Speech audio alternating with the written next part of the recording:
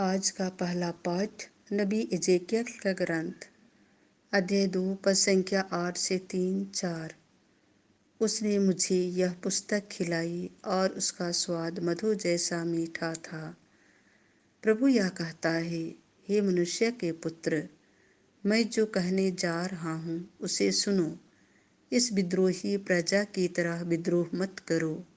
अपना मुंह खोलो और जो दे रहा हूँ उसे खा लो। मैंने आंखें ऊपर कर देखा कि एक हाथ मेरी ओर बढ़ रहा है और उसमें एक लपेटी हुई पुस्तक थी। उसने उसे खोल दिया। कागज पर दोनों ओर लिखा हुआ था।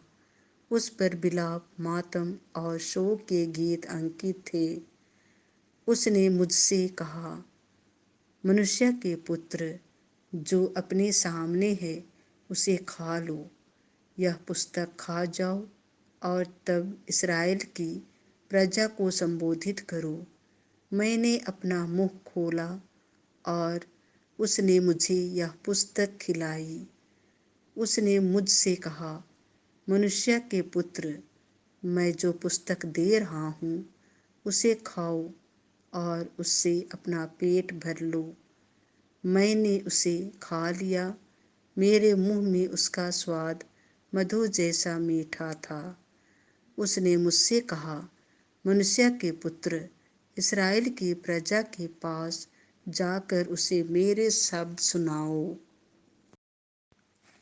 संत मत्ती के अनुसार पवित्र सुसमाचार अध्याय 18 पद संख्या 1 से 5, 10, 12 से 14। सावधान रहो, उन नन्हों में से एक को भी तुच्छ न समझो। उस समय शिष्य यीशु के पास आकर पूछने लगे, स्वर्ग के राज्य में सबसे बड़ा कौन है? यीशु ने एक बालक को बुलाया और उसे उनके बीच खड़ा कर कहा, मैं तुम लोगों से कहे देता हूँ, यदि तुम फिर छोटे बालकों जैसा नहीं बन जाओगे तो स्वर्ग के राज्य में प्रवेश नहीं करोगे। इसलिए जो अपने को इस बालक जैसा छोटा समझता है वही स्वर्ग के राज्य में सबसे बड़ा है। और जो मेरे नाम पर ऐसे बालक का स्वागत करता है वह मेरा स्वागत करता है। सावधान रहो, उन नन्हों में से एक को भी तुच्छ न समझो। मैं तुमसे कहता हूँ, उनके दूत स्वर्ग में निरंतर मेरे स्वर्गिक पिता के दर्शन करते हैं। तुम्हारा क्या विचार है? यदि किसी के 100 भेड़ें हों और उनमें से एक भी भटक जाए तो क्या वह उन 99 भेड़ों को पहाड़ी पर छोड़कर उस भटकी हुई को खोजने नहीं जाएगा?